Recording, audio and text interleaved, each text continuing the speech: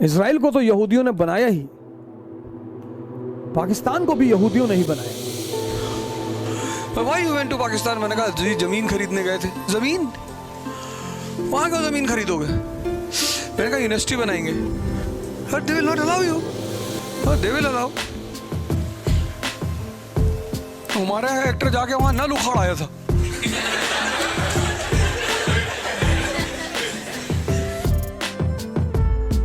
कब तक तुम F-18 खरीदोगे और भीख मांगोगे, और कब तक हम राफेल खरीदेंगे और भीख मांगेंगे? कब तक? कब तक तुम F-18 पर बैठ के ईद का चांद देखोगे, और कब तक हम राफेल पे खड़े होके ड्रिप इरिगेशन करेंगे हिंदुस्तान? ये पागल हिंदुस्तानी तभी तो भिखमंगे हैं। हम अगर अंबेडकर से नफरत करते ना, यहां कभी पहुंच ही नहीं पाते। मैं यहां खड़ा हूं डॉक्टर अंबेडकर की वजह से। टैलेंट से ही तो प्यार होता है।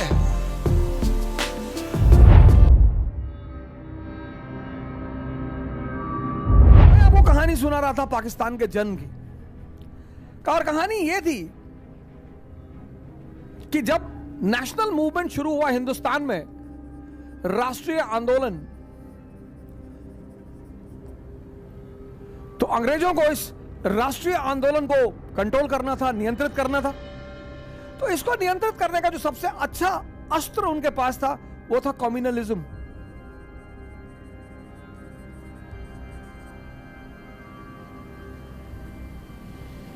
इसलिए 1857 के बाद आप हिंदुस्तान में दो धारा देखोगे, एक राष्ट्रवाद की धारा, नेशनल मूवमेंट की धारा, और दूसरी कम्युनलिज्म की धारा।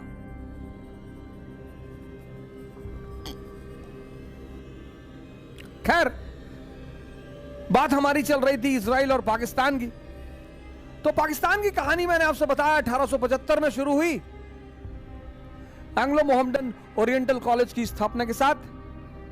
फिर यह कहानी आगे बढ़ी 1906 में जब मुस्लिम लीग बनी। फिर यह कहानी और आगे बढ़ी जब 1909 का एक्ट आया और उसने सेपरेट इलेक्टोरेट दे दिया।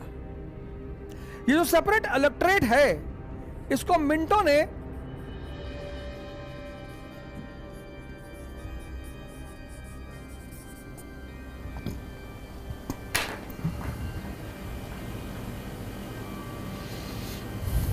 ड्रैगन्स टीथ कहा। ड्रैगन्स टीथ क्या कैलकुलेट करके चाल देखी उन्होंने। पृथक निर्वाचक मंडल, इस पृथक निर्वाचक मंडल का जो सरकार का उद्देश्य था, साथ साथ पैरेलल चलेगी सर। 1905 एविडेंस लीजिए, 1905 स्वदेशी movement, 1906 Muslim league. You Congress, you are not the representative of entire India. You are not the representative of all Indians. Muslims, they have their own party. –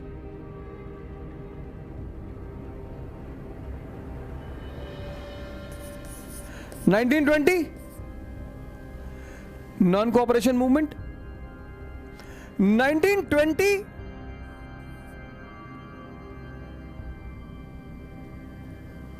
20s,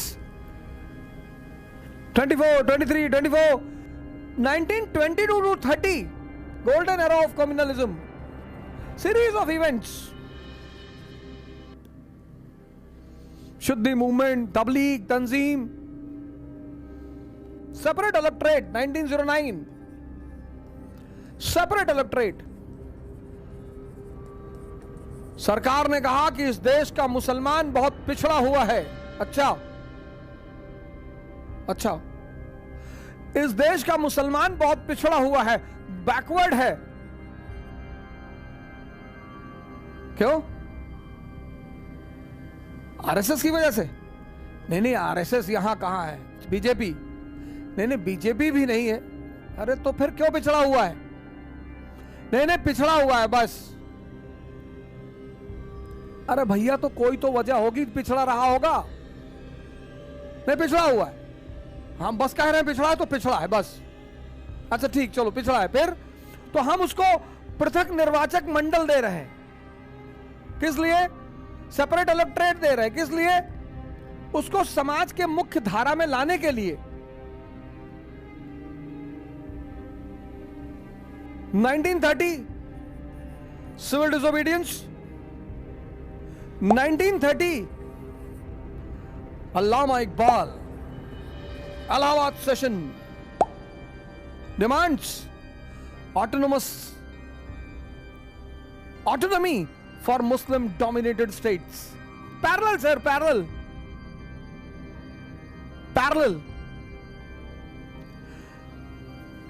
It was a very good weapon in the hand of English. Later on it became a very good tool in the hand of Indian leaders. सबने use किया sir, सबने। आज की दिन इस देश का कोई भी नेता यह नहीं कह सकता कि मैंने कम्युनलिज्म को यूज नहीं किया, मैंने कास्टिसिज्म को यूज नहीं किया, मैंने छात्र रीजनलिज्म को यूज नहीं किया। सबने।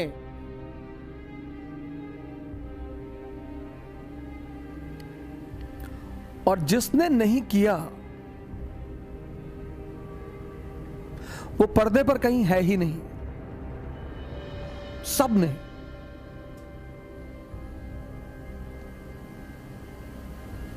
सारी पार्टियों ने। किसी एक पार्टी को दोष देने का मतलब आप सिर्फ और सिर्फ एक पर्टिकुलर विचारधारा के साथ जाकर खड़े हो जाते हैं। सबने। इजराइल को तो यहूदियों ने बनाया ही, पाकिस्तान को भी यहूदियों ने ही बनाया। यह बात मेरी बड़े सारे मेरे मित्र नहीं मानेंगे, और पाकिस्तानी मित्र तो बिल्कुल नहीं मानते हैं।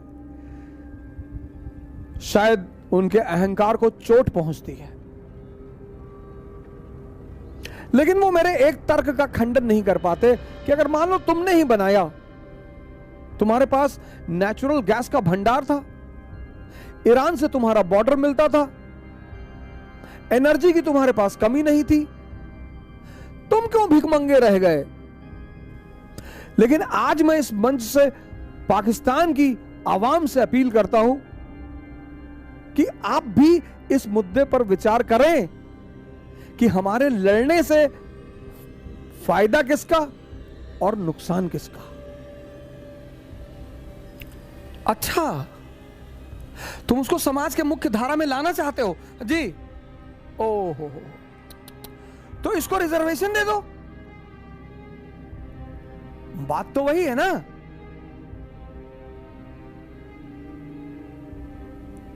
कि भैया को खांसी आ रही है, रम पिलाना पड़ेगा, रम 10 दिन पिला दोगे नशेड़ी हो जाएगा।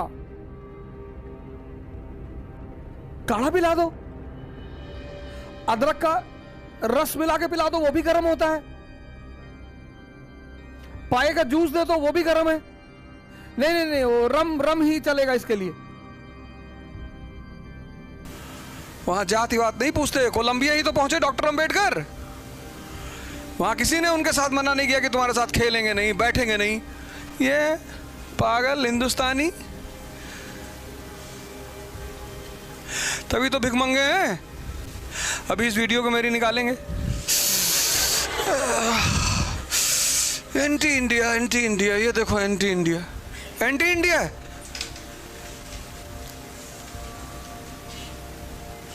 जाके अमेरिका में भीख मांगते रहते हो दिन भर बैठ के। देखो कितनी इज्जत दिया उन्होंने टैलेंट को। कोलंबिया यूनिवर्सिटी से वो आदमी पढ़ा, पीएचडी किया, तो उन्होंने डीएससी भी करवाई, डॉक्टर ऑफ साइंस। बोले और पढ़ो, और तुम बहुत पढ़ने में तेज हो यार, और पढ़ो। यहां बेचारों को पढ़ने ही नहीं दे रहे थे। एल्फिंस्टन कॉलेज मुंबई में संस्कृत पढ़ने ही नहीं दिया, कहा अनटचेबल। तब पर्शियन पढ़ा वो आदमी, उसमें सबसे ज्यादा नंबर। ये सब तुमको पता ही नहीं गया। ये तो तुमको भी अंबेडकर से प्यार हो जाए, तुम किसी भी कास्ट के हो, टैलेंट से ही तो प्यार होता है। हम पहली बार अमेरिका का वीजा मांगे, दिया ही नहीं, सब देते ही नहीं किसी को। अमेरिकन वीजा ही नहीं देते। और हमसे वैसे भी पाकिस्तान की मोहर लगी पासपोर्ट में। Why you went to Pakistan? मैंने कहा जी ज़मीन खरीदने गए थे। ज़मीन? वहाँ क्यों ज़मीन खरीदोगे? मैंने कहा यूनिवर्सिटी बनाएंगे। But they will not allow you. Oh, they will allow.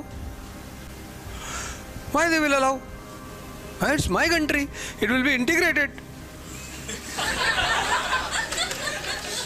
Right? It's my land. India's land. How foolishly you are talking. Foolish? How can you say this?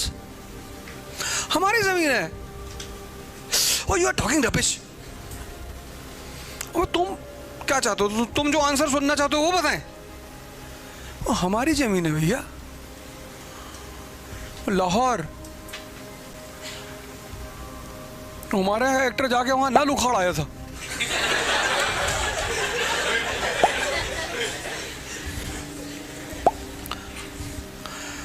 Police वालों को बुलाए, take him out, unnecessary talking.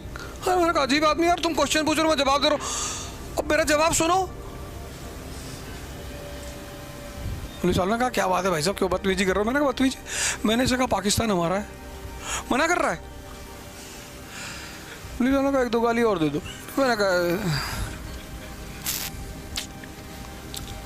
फिर मैंने उनको American history पे एक documentary बनाई 1787 से 1945 तक, डायग्राम वाइग्राम बना के दिया। ओ बोले very good, it's appreciable, you come to America? अरे मैंने कहा जी बाबूजी, तुरंत वीजा दिया। आओ। नहीं, किसी से नफरत मत करो, पढ़ो क्या कह रहा है वो आदमी। नफरत करना विकल्प नहीं होता है। हम अगर अंबेडकर से नफरत करते ना, यहां कभी पहुंच ही नहीं पाते। मैं यहां खड़ा हूं डॉक्टर अंबेडकर की वजह से।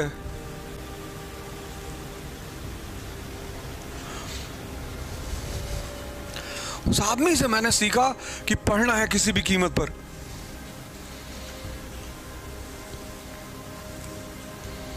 कुछ भी हो जाए पढ़ना है, चाहे बोरे पे बैठना पड़े पढ़ना है, क्योंकि वो आदमी तो बोरे पे बैठ के पढ़ा लपोली के स्कूल में। वहां से मुझे वो जज्बा मिला पढ़ने का कि पढ़ना है बॉस, मुझे भी किंग जॉर्ज के सामने खड़ा होना है। योर हाइनेस, हम राज्यसभा जाएंगे।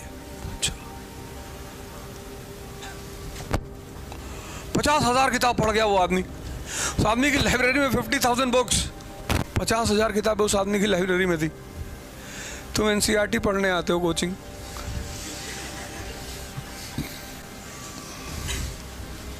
ये एनसीईआरटी मैंने ही शुरू किया था इंडिया में कोरोना के टाइम पे। फिर सबने मुझसे सीखा, हम भी पढ़ाएंगे, हम भी पढ़ाएंगे, हम भी पढ़ाएंगे। हमने कहा पढ़ाओ। यहाँ आईएएस की तैयारी करने वाला लड़का एनसीईआरटी पढ़ने आता है, भैया हमको एनसीईआरटी पढ़ा दीजिए।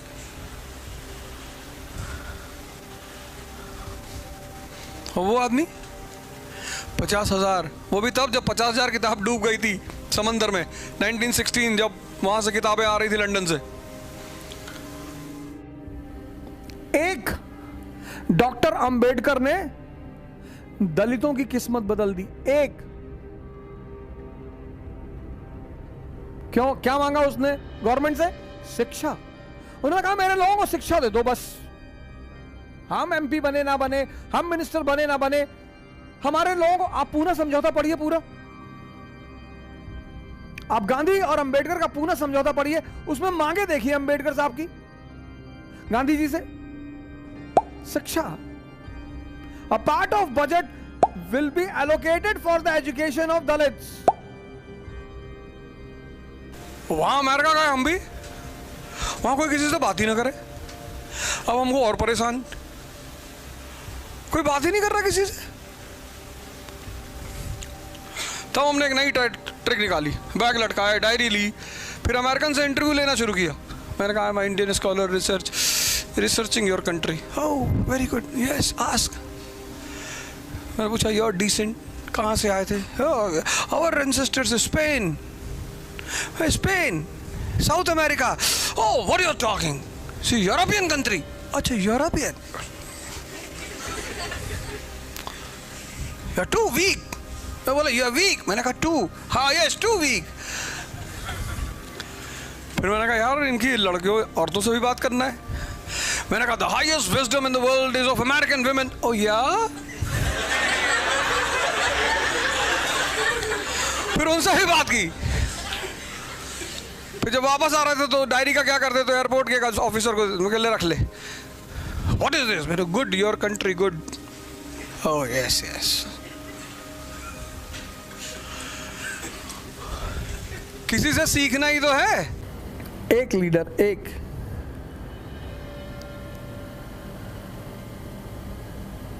अभी हामिद मीर साहब हैं, पाकिस्तान के रविश कुमार. बिजली गिर गई उनके ऊपर, सिस्टम के खिलाफ बोल दिया. मेरी तो तमन्ना है कि मैं एक दिन लाहौर और कराची जाकर वहां की सिविल सेवा परीक्षा के लिए वहां के प्रतिस्पर्धियों को पढ़ाऊं भारत की तरफ से फ्री ऑफ कॉस्ट.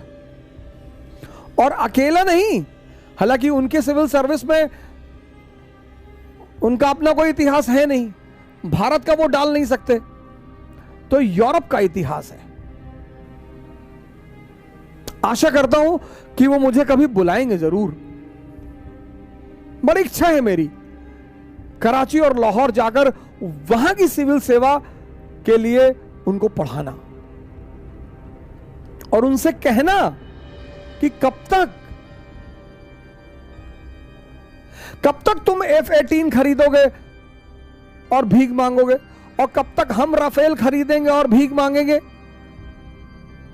कब तक? क्योंकि युद्ध किसी भी समस्या का अस्थायी समाधान नहीं है.